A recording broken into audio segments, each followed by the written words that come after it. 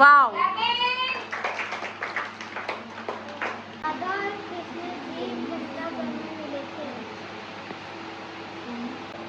श्रुति ने बोला है कि राधा और कृष्ण वृंदावन में मिले थे, है ना? वृंदावन में मिले थे राधा और कृष्ण। ये हमें नई बात पता चली है, मुझे भी नहीं पता था ये चीज। ठीक है, क्लैपिंग कर दो एक बार। बस इतने बोले, और भी कुछ नहीं से?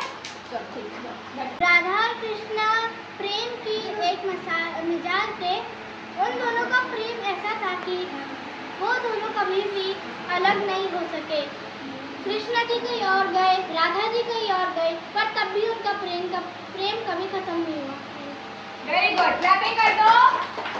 तो क्या समझाया किसी ने कि वो कभी भी अलग नहीं हो पाए। मैंने जैसे बताया तुम लोगों के उनका नाम जुड़ा हुआ था हमेशा के लिए, राधे कृष्ण बोला जाता, पुकारा जाता है ना? तो वही हमें किम्मी ने अच्छे से समझाया। भगवान श्री कृष्ण को विष्णु भक्ता कहा जाता है। वह महादेव की तथा वासुदेव जी के पुत्र के रूप में पापियों के उद्धार के लिए जन्म लिए थे। Thank you. क्लैपिंग। चलो धरती आ जाओ। राधा कृष्ण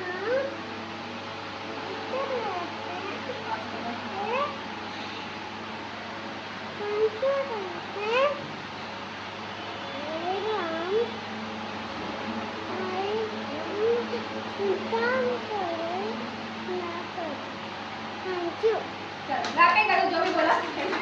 राधे श्याम कितना सुंदर किसका नाम, ग्वाला बन के गाय जाते साथ कभी बसी किसनाते माखन चढ़ते राधे श्याम बरसाने की छोरी है, रूप अलौकिक पाया है, विश्वास की नारी है, ये कपड़ा बनाया है। राधा कृष्ण प्रेम की दिव्य अमृत कहानी है। जय कृष्ण गोविंद हरे मुरारे, जय नाथ नारायण वासुदेव, हाथी घोड़ा पालकी, जय कन्हैया लाल की, बोलो कन्हैया लाल की जय। वेरी गुड, क्लैपिंग कर दो। बहुत ही अच्छा सुनाया। एक तरफ है सामने कृष्ण, दूसरी तरफ है राधा गोरी। जब एक दूसरे से मिल गए हो चांद चकोरी। राधा के ये सच्चे प्रेम का नाम है। कान्हा से पहले लोग लेते राधा का नाम है। राधा ने कान्हा को एक पैगाम लिखा, पूरे खत में कान्हा कान्हा ही नाम लिखा। कान्हा की प्रेम बांसुरी सुन भई वो प्रेम दीवानी। जब जब कान्हा मुरली बजाए दौड़ी आए राधा रानी। कितने सुंदर नैन तेरी ओ राधा रानी, इन नैनों में खो गए मेरे बाकी बिहारी। कान्हा ने यशोदा मैया से बोला, यशोमती मैया से बोले नंदलाला, राधा क्यों गोरी मैं क्यों काला, राधा क्यों गोरी मैं क्यों काला। बोली मुस्कुराती मैया सुन मेरे लाले, बोली मुस्कुराती मैया सुन मेरे लाले। काली काली अंधियारों में रात में तू आया, लाडला कन्हैया मेरा हो, लाडला कन्हैया मेरा काली गंगी वाला, इसलिए काला। धन्यवाद। Very good. प्रेम ऐसा राधे कृष्णा जैसे, राधे के माखन खिलाने जैसा, कृष्णा की बांसुरी बजाने जैसा, आंखों पे ना लगे सूरज की नाक की तरह। क्लैपिंग कर दो। कृष्णा ने राधा से पूछा मैं कहाँ नहीं हूँ, तो राधा ने मुस्कुराकर कहा सिर्फ मेरे नसीब में। कितनी सारी गोपियाँ हैं कान्हा की दीवानी, कितनी सारी गोपियाँ हैं कान्हा की दीवानी, पर कान्हा को पसंद थी अपनी राधा रानी। सब बोलो राधे राधे कृष्ण। हे कृष्ण गोविंद हरे मुरारी, हे नाथ Narayan Vasudev. Very good, clapping कर दो। जिस प्रकार हम लोग अपने हृदय में ये सोचते हैं कि हमारा सांवला रंग हमें हानि पहुंचाता है, परंतु ऐसा नहीं है।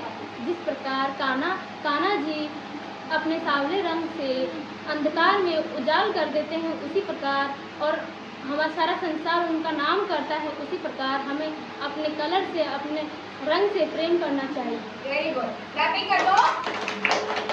कृष्णाय वासुदेवाय देवकी नंदनाय च नंद गोप कुमाराय गोविंदाय नमो नमः। धन्यवाद। क्लैपिंग कर दो। राधा कृष्ण के बारे में मुझे इतना पता है कि वो लोग वृंदावन में मिले थे। एक दूसरे से दोनों बहुत प्यार करते थे, लेकिन उनकी शादी नहीं हो पाई थी। बट स्टिल आज भी कृष्ण जी के साथ राधा जी का नाम ही जुड़ता है, तो हर जगह श्री राधे कृष्ण ही बोला जाता है। बिकॉज भले ही शादी ना हो पाई, पर वो दोनों एक दूसरे से बहुत प्यार करते थे और वो प्यार की सबसे अच्छी मिसाल मानी जाती है। Very good. देखो ये क्या है कुछ मैं एक और चीज बताने वाली हूँ कि कृष्णा जी ने राधा जी का नाम अपने मोर पंख में छुपा के रखा हुआ है। तो फिर हम क्या करें बताओ, निकाल लेता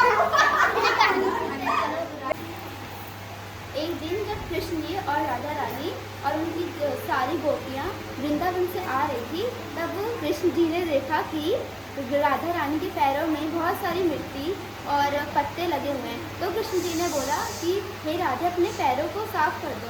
तो राधा रानी ने बड़े प्यार से बोला कि नहीं, मैं अपने पैरों को साफ नहीं कर सकती।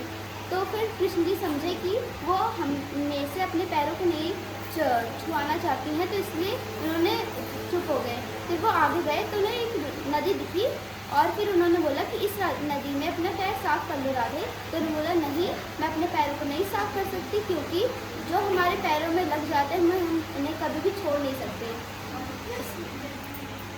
ये भी एक और नहीं। सब बैठ जाओ। श्री कृष्ण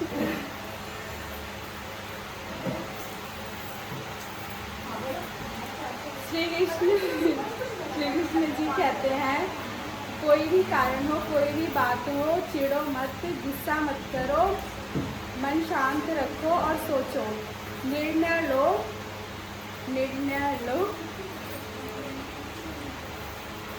इससे तुम्हें मतलब इससे आपको कोई तकलीफ होगी नहीं। निर्णय लो, आवाज़ से नहीं मिटते, शांत होने से मिटते हैं और तकलीफ मिल गई। प्लीज रट्टाफिकेशन मत करो। जब तक आपको उसका मीनिंग समझ में नहीं आएगा ना, आप नहीं कर पाओगे। आप ना तो उसका आंसर लिख पाओगे, ना अच्छे से आपकी परफॉर्मेंस हो पाएगी। कभी भी किसी चीज को अगर रट्टाफिकेशन भी कर रहे हो ना, तो पहले उसको समझो, उस लाइन का मतलब क्या है, पहले उसको समझो। अगर तुमने एक बार उसको समझ लिया तो रट्टा लगाने की जरूरत ही नहीं पड़ेगी, क्योंकि तुम्हें तो वो वैसे ही समझ में आ गया ना। फिर तुम उसको अपने हिसाब से बोल सकते हो। इस लड़की ने क्या किया, इसने लाइन्स बहुत अच्छी बताई। कोई वो नहीं है। कृष्ण जी हमेशा बोलते थे सोच समझ के निर्णय लो। हम लोग जल्दबाजी में निर्णय लेते हैं। निर्णय मतलब फैसला, ठीक है, जो हम डिसीजन लेते हैं। अगर ये अपनी लैंग्वेज में समझा पाती तो वो समझा सकती थी। निर्णय लो, आवाज से नहीं मिलती। उसने सीधा क्या कर दिया, उसमें लिखा होगा निर्णय, उसने निर्णय वर्ड यूज कर दिया। उसको बोलना भी नहीं आ रहा सही से निर्णय। वो चाहती तो उस लाइन को समझ के अपनी भाषा में भी तो बोल सकती थी ना। इंग्लिश वर्ड यूज कर लो, डिसीजन। ऐसा तो मैंने कहीं लिखा नहीं था कि तुम इसमें शुद्ध हिंदी में ही बोलो, बोला था मैंने कहीं? नहीं दीदी, नहीं दीदी। एक तरीका होता है समझाने का, अपने आप को एक्सप्रेस करने का। वो ये कर सकती थी, लेकिन मैं बताऊं उसको उस लाइन का मतलब भी नहीं पता होगा अभी तक। बस वो एक लाइन याद रख के आ गई बस। हाँ, उसको लाइन का मतलब नहीं। निर्णय क्या होता है? इसलिए कभी भी किसी चीज को रट्टिफिकेशन मत करो। रट्टाफिकेशन सही नहीं होता।